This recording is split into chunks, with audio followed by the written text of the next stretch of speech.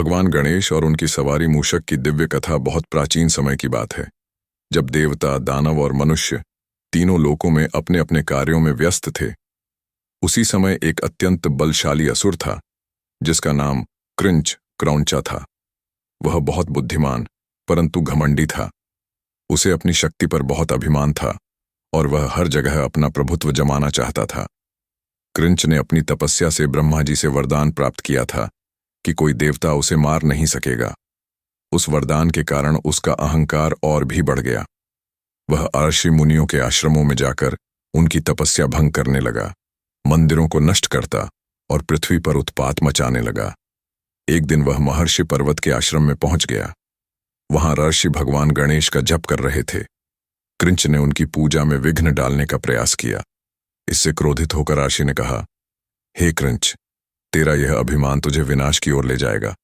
तू अब एक विशाल मूषक, चूहा बन जाएगा और तब तक धरती पर भटकेगा जब तक भगवान गणेश तुझे अपनी सेवा में नहीं ले लेंगे। ऋषि के श्राप से कृंच तुरंत एक विशालकाय मूषक बन गया। उसका आकार इतना बड़ा था कि वह एक ही छलांग में खेत, पेड़ और पहाड़ पार कर जाता। मूषक का आतंक और गणेश से भेंट श्राप के बाद मूषक अत्यंत क्रोधित था। वह जंगलों और गांवों में उत्पात मचाने लगा। उसके बड़े बड़े दांत और तीव्र गति से सब भयभीत थे। एक दिन वह महर्षि पर्वत के ही आश्रम में पहुंच गया, जहां भगवान गणेश की आराधना हो रही थी। गणेश जी की दिव्य आभा देखकर मूषक स्तब्ध रह गया। उसने देखा, विशाल उदर, करुणामयी मुस्कान, हाथ में मोदक और मस्तक पर तेज की अद्भुत आभा। मूषक उनके सम्मुख नतमस्तक हो गया। भगवान गणेश ने कोमल स्वर में कहा, हे मूषक, तेरा यह रूप तेरे अहंकार का परिणाम है, परंतु यदि तू अपने बल और गति को अच्छे कर्म में लगाएगा तो तू मेरे लिए उपयोगी बन सकता है। तू मेरी सवारी बनना चाहता है। मूषक भाव विभोर हो गया। उसने कहा, हे गणपति, मुझे अपनी सेवा का अवसर दें। मैं आपके चरणों में जीवन अर्पित करना चाहता हूं। गणेश की सवारी बना मूषक भगवान गणेश मुस्कुराए और बोले, आज से तू मेरी सवारी होगा। तू छोटा है परंतु तुझमें तेज और चपलता है।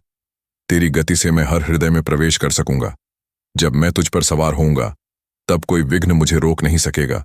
इस प्रकार मूषक भगवान गणेश की अभिन्न सवारी बन गया। आध्यात्मिक अर्थ, गणेश और मूषक का संगम। भगवान गणेश बुद्धि, विवेक और संयम के प्रतीक हैं, जबकि मूषक इच्छाओं, लालच और चंचल मन का प्रतीक है। जब गणेश मूषक पर सवार होते हैं तो यह दर्शाता है कि सच्ची बुद्धि वही है जो अपनी इच्छाओं पर नियंत्रण रखे। मूषक अंधकार में भी मार्ग खोज लेता है। यह बताता है कि हमारा मन चाहे कितना भी जटिल क्यों न हो, यदि सही दिशा मिले तो वह प्रकाश तक पहुंच सकता है। गणेश जी का मूषक पर सवार होना यह शिक्षा देता है कि ज्ञान तभी पूर्ण होता है जब वह वासनाओं पर विजय पाले। छोटे मूषक पर विशाल देवता का बैठना, यह प्रश्न सदियों से लोगों के मन में रहा है। एक विशालकाय देवता, बड़ा उदर, बड़े कान और हाथों में शस्त्र लिए, वह एक छोटे से चूहे पर कैसे बैठ सकते हैं? पर यही तो इस कथा का गूढ़ रहस्य है। सच्चा ज्ञान कभी भी स्थान या आकार में सीमित नहीं होता।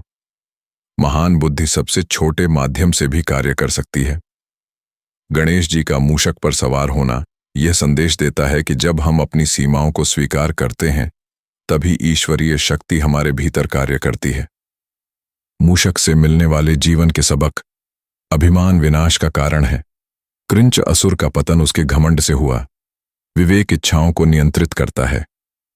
गणेश जी ने मूषक को अपने अधीन कर लिया। छोटा साधन भी महान कार्य कर सकता है। मूषक ने भगवान की सेवा की। हर कमजोरी में ईश्वरीय उद्देश्य छिपा होता है। श्राप भी कृपा का मार्ग बन सकता है। मूषक और मोदक का संबंध। गणेश पूजा में जब मोदक चढ़ाया जाता है तो मूषक को भी उसका अंश दिया जाता है। यह प्रतीक है कि जब इच्छाएं भगवान के अधीन हो जाती हैं तो वे भी प्रसाद का भाग्य पाती हैं।